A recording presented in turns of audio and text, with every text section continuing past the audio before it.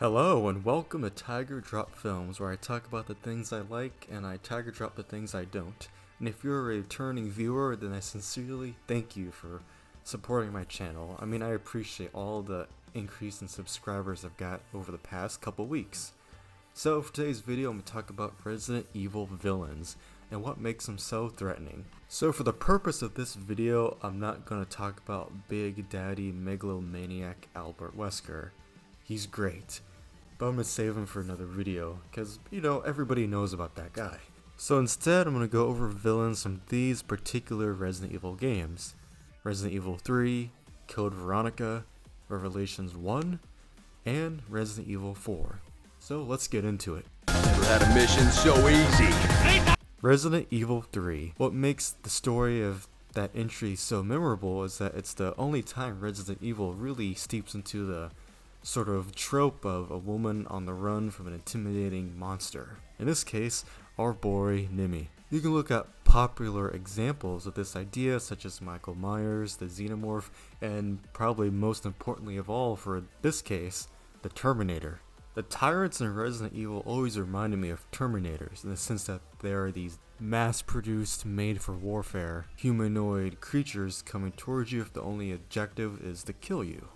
And Nemesis definitely takes that to another level, since he can use weapons, he adapts to his surrounding, and he's just so iconic with his catchphrase, STARS! And I love it. Now, with that being said, I do wish I was able to play the original Resident Evil 3 Nemesis, because while I do enjoy the remake for what it is, I just really want to play the original, because everything I've seen just looks so much more distinct, and really confident in what it wants to do. Anyway, I do have some fond memories of Nemesis, such as the second Anderson film where the big boy's at least a pretty decent practical effect with a guy in a suit, and he's got an awesome machine gun. Then of course, Marvel vs. Capcom 3, we could have Nemesis and Wesker on the same team. It's pretty badass. Now, Nemesis himself comes after Jill Valentine like the Terminator T-800 after Sarah Connor. It's a pretty interesting way to update the tyrant that we already saw in Resident Evil 2 and 1 by having him be such an actor pursuer that tries to adapt to his surrounding and use a rocket launcher. Or in some cases, as I mentioned before, in the movie he used a machine gun, or in the remake of 3 he uses a flamethrower in addition. And all of those weapons are pretty nice. But Nemesis is a tyrant that is using the Any Alpha parasite, because, every Resident Evil has to have some kind of new virus or bioweapon in the plot.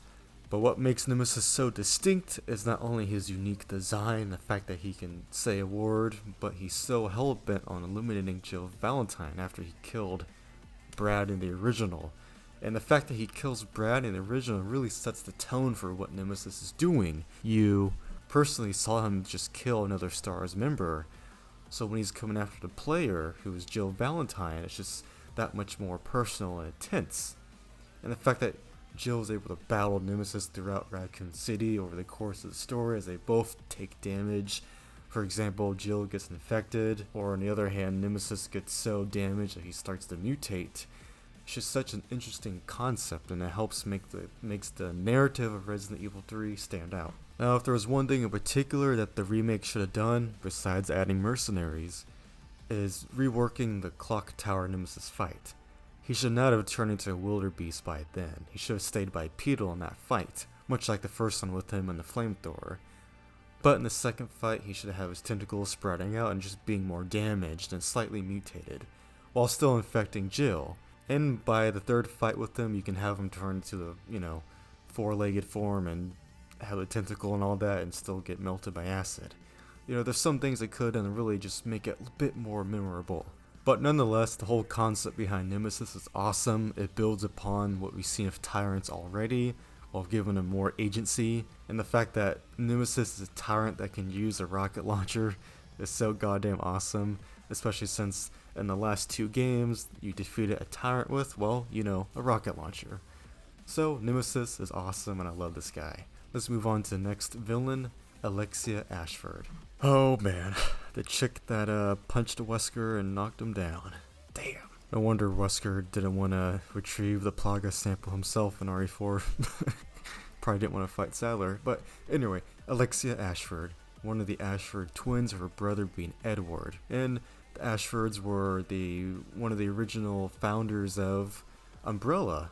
One notable thing about Alexia, though, is that when you first see her, it's actually her brother cross-dressing as her, because he kind of goes insane, and at first I thought it had to do something with the new virus, but no, I think he just kind of lost it, because Edward wasn't as smart as Alexia, and he missed her for the 15 years that she was in hibernation, so maybe that has something to do with it. But when you truly do get to see Alexia, it's in the projector scene where Claire gets to see the twins when they were younger, and, being prodigy students of Umbrella.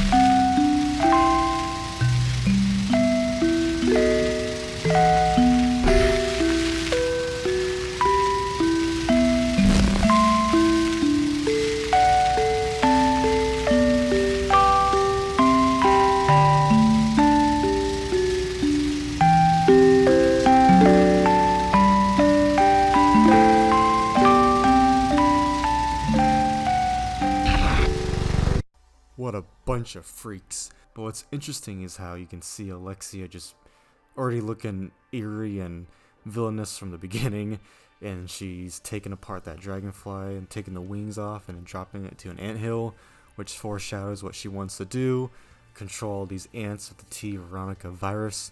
And Alexia would be the first Resident Evil antagonist to actually want to take over the world, which is pretty interesting. The inquiry that if these villains mutate so much, would their end goals even matter? Like how much control they really have? But Alexia was a pretty intimidating fight, mainly because as I played Code Veronica on the PS2 last summer, I got a little annoyed because I couldn't finish the game even though I was at the very last boss fight. It was the Alexia Phase 1 fight where she's like part of the anthill and there's like plant tentacles attacking Chris and all kinds of little bugs and acid. It's a pretty infuriating fight, one that I had to reload a couple times, try to reserve more ammo and health, but alas, I ended up having to start the game over. Damn! I felt what Wesker felt when he got punched by her in that cutscene. Moral of the story, if you're a top scientist, do not try cloning your ancestor and creating twins, because you're going to create a terrible boss fight for me, Tiger Drop Films. But what made Alexia really stand out as an antagonist is that when you're in the Antarctic Umbrella base, it truly felt like she was always watching you in some way. What I mean is that when her T. Veronica virus plant tentacles are sprouting throughout the base and getting in her way, it just feels like she's always watching you in some form. Then of course she kills Steve, who, oh man, I felt so bad for Steve. I didn't feel like he was annoying, I actually grew to like his character, but when she killed Steve I truly felt bad for him, and then Claire's reaction is just heartbreaking. And I did feel that Alexia as antagonist definitely used all of her screen time pretty well, as both an overlooming force that you don't see, and that whenever she does appear, she's dangerous.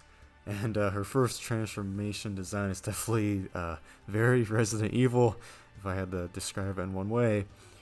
And although her boss fights kind of suck, she does stand out as being the first female antagonist in Resident Evil, like a mainline game. And the fact that she slapped a Wesker around is something I couldn't forget. I'm glad that her being the antagonist was able to allow the story to bring Chris and Claire back together, and for a very awesome game, to be honest. Even if it's some of its design flaws, I really like the cinematography of the game and the soundtrack, and it has an identity that I appreciate. And Alexia herself does stand out with her brother as being this kind of spoiled British royalty brats. But they're also the first clones in the series to my knowledge, so even before we had the whole clone plot point in Resident Evil 6, it was kind of laid out here in Code Veronica. But Alexia definitely does what I think a lot of good villains should do, is stop the protagonist and actually be a threat to him. And when Alexia killed Steve, it really cemented her as a threat, along with slapping around Wesker, Just like how in Resident Evil 3, Nemesis killed Brad, which is, if a villain kills supporting characters that have a connection to the protagonist, I think it just really cements what a threat these antagonists can be, and that they can actually hurt our protagonist. So I think Alexia is a standout villain with a unique virus to boast, and the fact that she was in release order of games, the first time that fans got to fight someone related to the founders of Umbrella, was pretty cool. Now let's move on to Revelations 1. Sounds like I'm talking about different kind of Revelations, but no, the Resident Evil 1. Now, this game is kind of interesting because the main antagonist, the primary antagonist, Morgan Lansdale, is someone you do not actually fight, nor does he ever get mutated at all. No, he's just more of a, so to speak, government figure. He's the head of the FBC. And he's an official for the government that has a lot of skeletons in his closet. An idea that I do kind of wish Resident Evil would explore more, because it's clear the US government was part of a lot of things that happened in the franchise. But Morgan Lansdale is quite interesting. As we can see in Revelations 1, the writers are inspired by a lot of American crime shows. You can definitely see that, as the chapters are called episodes, and I do kind of like this form of storytelling. It's a nice break of pace for Resident Evil. But as the mystery unravels, we learn more and more about why things are happening in the game, and why it all leads back to Morgan Lansdale setting up the man-made city of Terra Grigia to be attacked by hunters by conspirating with the terrorist force Veltro. And of course, Morgan Lansdale looks like Count Dooku, so you can kind of already tell he's going to be villainous. But in one of the earlier missions in the game, if you wait around long enough, now this is optional, you can actually hear more of the conversation between Lansdale and his foil, Clive O'Brien, who was the director of the BSAA at the time. It's quite interesting. And I like that, for the purpose of Revelations, was to kind of expand the lore and the universe and fill in some gaps a bit. And I do think it does it pretty successfully, as Lansdale is more of a nuanced antagonist, with working with the Veltro terrorist group being a nice way to kind of show that there's other bioweapon terrorists in this universe. And when it comes to Veltro themselves, their leader, Jack Norman, ends up being the one you fight in place of Lansdale. But that doesn't mean he's on the side of Lansdale, no. He felt betrayed by Lansdale, and he becomes so delusional and injects himself with so much of the T-Abyss virus that when it comes to the final boss, he mistakes Jill and Chris for being Lansdale, which is how delusional he got. And of course, Norman turns into, wouldn't you guess it, a tyrant, which is a pretty awesome surprise for me, and I was happy to do battle with him. The lead up to the Norman fight is awesome. It's just so eerie. There's bodies everywhere of the Veltro guys, blood and mutated corpses, and then you just hear Norman off in his little corridor echoing throughout the damaged ship about verses from Dante's Inferno, which you see pop up a lot in Revelations. It's a book that has meaning for Lansdale and Clive O'Brien. They both read it. It's just interesting. Maybe I'll make a whole nother video about that, but the final fight of Norman is great. It's nice to see Jill and Chris team up to fight a tyrant once again, and it's just a great bit of fan service while also being new, because Norman can mess with your eyes. He can create these illusions. I think Chris refers to it as like a disco ball in your eyes, but pretty cool, a standout tyrant, and the Norman tyrant even gets to speak a little bit, which is a nice touch. Done. Everything finished. Finally, I can die. I can die.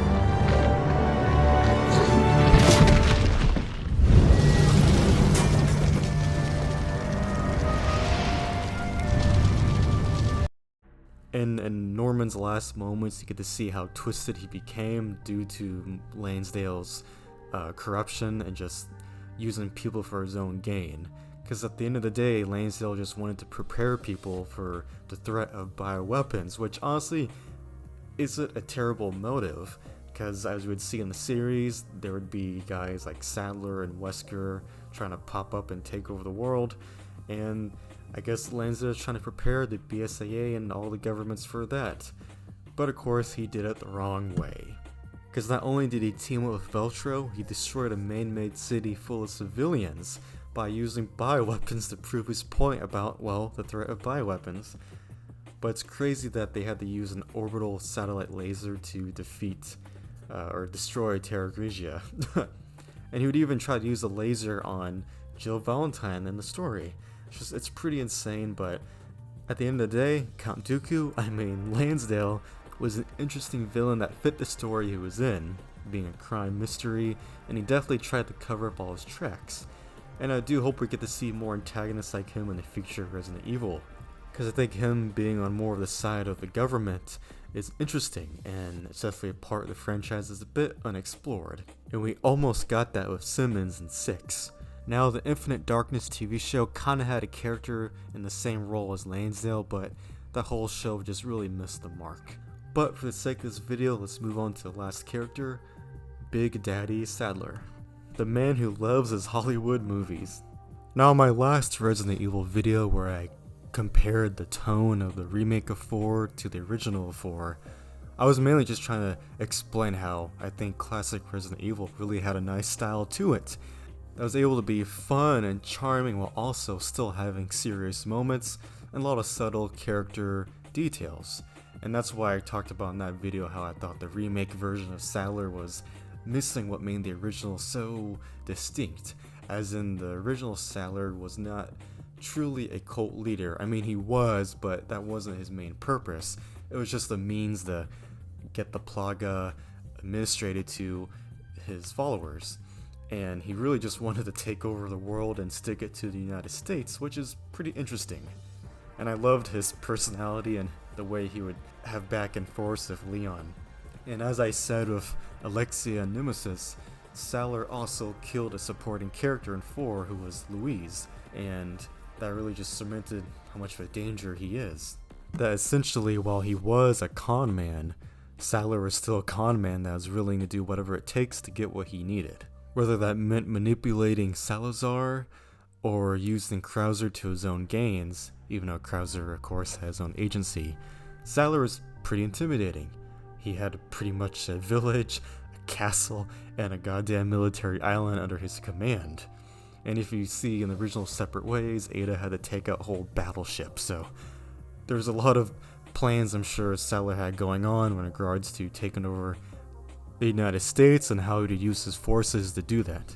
Because even if his plan initially is a bit nonsensical with kidnapping Ashley, the fact that he still was going to infect her and probably use her to help manipulate the president as ransom, it's still quite interesting, and it shows that he was a pretty ambitious guy. I think ambition's the key here of Sadler, because he's a con man, he's conniving, but he's also quite a bit ambitious, especially in the way he talks. His final speech is just so memorable. He talks about not wanting to be a Hollywood cliche, and then of course he goes out to the best Resident Evil cliche, rocket launcher. So if Nemesis was a Terminator archetype, Alexia was wanting to be the queen of everyone, and Lansdale was your crime drama, secretive antagonist, then I think we should see Sadler as more of a James Bond villain, but not only that, but a true 80s antagonist that you see in all kinds of action films. And to go back to the 80s analogy, Sadler reminds me of Hans Gruber and Emperor Palpatine combined. And not to mention, Sadler just has a really great and crisp design. So at the end of the day, I think Osmond Sadler is a really great villain. He does what he needs to do, and definitely has a great presence. So in conclusion, I think Resident Evil definitely has a bunch of great villains. These antagonists are stellar in their own right. And I think it's something that definitely should not be overlooked. Because even as time goes on, there's nothing that can beat a villain that is simply a threat to our heroes. And I think this group of villains I discussed today definitely meet that criteria, while at the same time all being distinct from one another. And whenever there's new versions of them, you just can't help but look at the original and what they set out to do so well. Now, I want you guys to let me know in the comments what your favorite Resident Evil villains are, and any scenes you really like with them. It could be anything. Thank you guys so much for watching. I've been Tiger Drop Films, and I really appreciate you guys tuning in. I got some more videos on the way, some Resident Evil, some Yakuza, some Godzilla and Ultraman, so who knows what we're gonna get.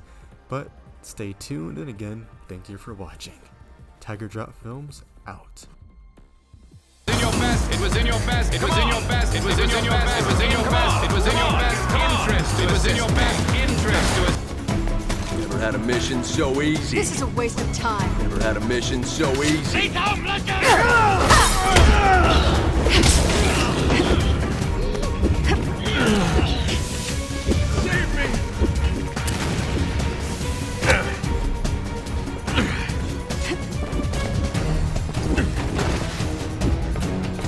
Never had a mission so easy.